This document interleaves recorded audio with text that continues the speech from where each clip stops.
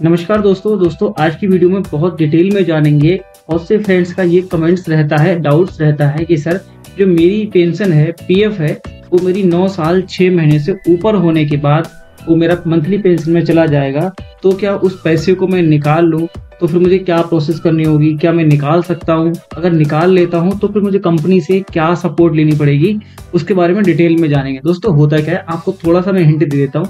मान लो जैसे ही आपकी सर्विस 9 साल 6 महीने के ऊपर जाएगी, आपका जो पेंशन का कंट्रीब्यूशन होगा ना, वो आपका 50 साल के बाद हम घर पे निकाल सकते हैं या फिर 58 साल पर जो भी आपकी मिलेगी वो निकाल सकते हैं। मगर इससे बचने के लिए आपको क्या करना होगा, 9 साल के बाद आप कंपनी से बात करके अगर 2 महीने अपना पीएफ जमा नहीं करवाते हैं और उस दौरान आपका रिजाइन पड़ जाता है तो उस पैसे को आप निकाल सकते हैं। ठीक है, ये एक तरीका होता है लॉजिकल, मैं इसमें आपकी कंपनी सपोर्ट करेगी। अब बहुत से फ्रेंड्स को यही डाउट रहता है कि चलो मेरा पैसा तो मिल गया, तो दोबारा से जो मेरा पैसा जमा होगा वो मेरी किस मेंबर आईडी में जमा होना चाहिए, क्या तरीका होना चाहिए जिससे मेरा कभी भी पीएफ का पैसा नहीं फंसा हो। दोस्तों ये वीडियो बहुत महत्वपूर्ण है। दोस्तों आप इस तरह से पैसा निकालना चाहेंगे तो आपको कुछ जानकारी पता होना चाहिए, वरना आपका पीएफ का पैसा जिंदगी भर के लिए फंस जाएगा, फिर आप उससे नहीं निकाल पाएंगे, फिर आपको पीएफ ऑफिस के चक्कर ही लगाने पड़ेंगे। ठीक है, वीडियो महत्वपूर्ण है तो वीडियो को अंत तक बने रहिए। आपको कोई भी डाउट्स रहे, कोई भी प्रॉब्लम हो तो कमेंट के माध्यम से हमसे पूछ लीजिएगा। हमसे बात करना चाहते हैं तो इंस्टाग्राम आईडी का भी लिंक हमने डिस्क्रिप्शन में दे रखा है, वहां हमसे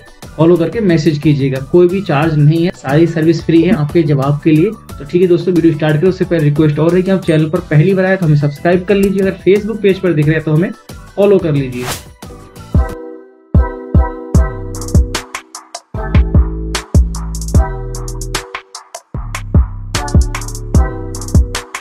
तो दोस्तों सबसे पहले आपको कुछ चीजें चेक करनी होंगी, जैसे कि मान लो एक एम्प्लॉय थे, उनको मैं एग्जांपल दे देता हूँ। इन्होंने क्या किया, 1 मार्च 2019 से ज्वाइनिंग की, ठीक है, और 19 फरवरी 2024 को इन्होंने रिजाइन लगा दिया। इनकी वही प्रोसेस थी जो मैंने बताई। इन्होंने क्या किया, पेंशन में बचने के लिए इन्होंने ये प्रक्रिया की कि मैंने 2 महीने जॉब नहीं की, कंपनी से बात कर ली कि ठीक है हम पीएफ जमा नहीं करेंगे, इनका पैसा इनके हाथ में दे दिया, इनके खाते में आ गया।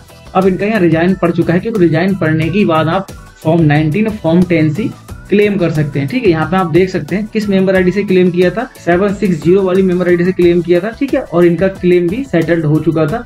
अब यहाँ देखते हैं, देखो हुआ क्या है, इनका जो पीएफ का क्लेम था वो आ चुका है, ठीक है, पैसा आ गया, मगर इनका आया है पैसा, वो आया है इनका, यहाँ पे आप देख लीजिए प्रूफ के तौर पर 24 अप्रैल 2024 के लिए। ठीक है, ये दोनों पास हो गए हैं, कौन से, फॉर्म 10C और फॉर्म 19। ठीक है, 24 अप्रैल 2024 के लिए। ठीक, अब वहाँ पासबुक में देखेंगे यहाँ पे कि यहाँ पे देखो 24 अप्रैल 2024 को क्लेम हो गया, मगर इनका इसी मेंबर आईडी में देखो ये जून का पैसा जमा कर दिया गया है, जुलाई का पैसा जमा कर दिया गया है, अगस्त का भी पैसा जमा किया गया है। ठीक है, ये क्या है, इनका पैसा इसी मेंबर आईडी में जमा किया जा रहा है। ठीक है, ये 10,000 का 10,000 की बेसिक सैलरी है, 12% इनका 1200 रुपए हो गया। ठीक है, अब इनको क्या करना होगा, अब इनका प्रॉब्लम हो गई, इनके अकाउंट में ये पैसा नहीं निकाल पाएंगे नॉर्मली। अब आपको बताते हैं डिटेल में कि करना क्या होगा।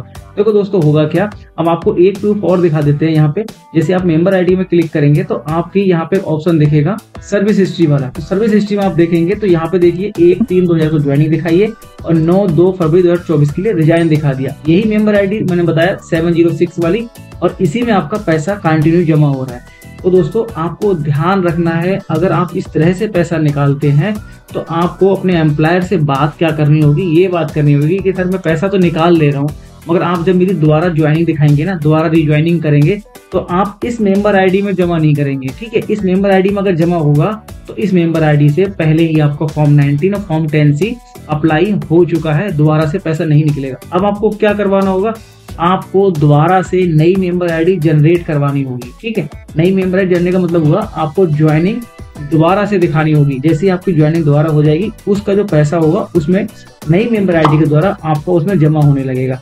ये हुआ इसका बेस्ट सोल्यूशन। समझ गए ना क्या मतलब था, कि आपने पैसा निकाला, 2 महीने का गैप दिया, अब आपने दोबारा ज्वाइनिंग दिखा दी और नई मेंबर आईडी क्रिएट करके उसमें आपका पीएफ का पैसा जमा होना चालू हो गया। इसमें आपको जिंदगी में कोई प्रॉब्लम नहीं आएगी।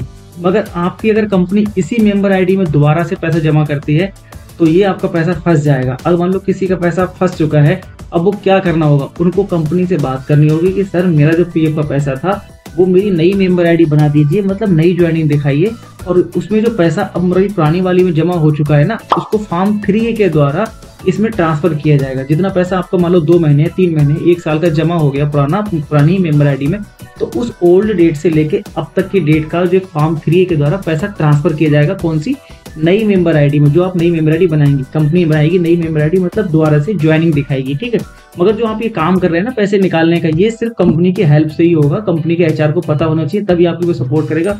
अदरवाइज आपने सोचा 2 महीने जॉब ना करूं, मैं घर बैठ गया, और आपने रिजाइन डाल दिया, क्योंकि 60 दिन के बाद आप खुद से रिजाइन डाल सकते हैं। ये ऑप्शन दिया है इसमें। आपने रिजाइन डाल के पैसा निकाल लिया और आपको कंपनी के एचआर को नहीं पता कि आपने क्या किया, तो फिर आपका ये पैसा फंस जाएगा, क्योंकि आपने उसकी मर्जी के बिना, आप उसकी अथॉरिटी के बिना, उसकी नॉलेज के बिना आपने ये काम कर दिया है, ठीक है। अगर उसको ये पता है, उसकी हेल्प लिया आपने पेंशन से बचने के लिए, तो वो यही करना होगा कि नई मेंबर आईडी क्रिएट करके उसमें पैसा जमा करवाना होगा फॉर्म 3 के द्वारा। वो फॉर्म 3 होगा और पीएफ ऑफिस में जमा कर देना होगा कि बाई मिस्टेक मुझसे इन्होंने रिजाइन कर दिया था और दोबारा से ज्वाइनिंग की है 2 महीने बाद, तो मैंने पुरानी मेंबर आईडी में पैसा जमा कर दिया, तो इनको नई मेंबर आईडी में पैसा ट्रांसफर किया जाए। तो पीएफ की तरफ से जो पुरानी कंपनी में पैसा होगा वो नई वाली में आपका जमा हो जाएगा। जैसे ही वो नए कंपनी मेंबर आईडी में जमा होना चालू हो जाएगा, आपका कोई इशू नहीं आएगा, आपका पीएफ और नॉर्मली निकल जाएगा।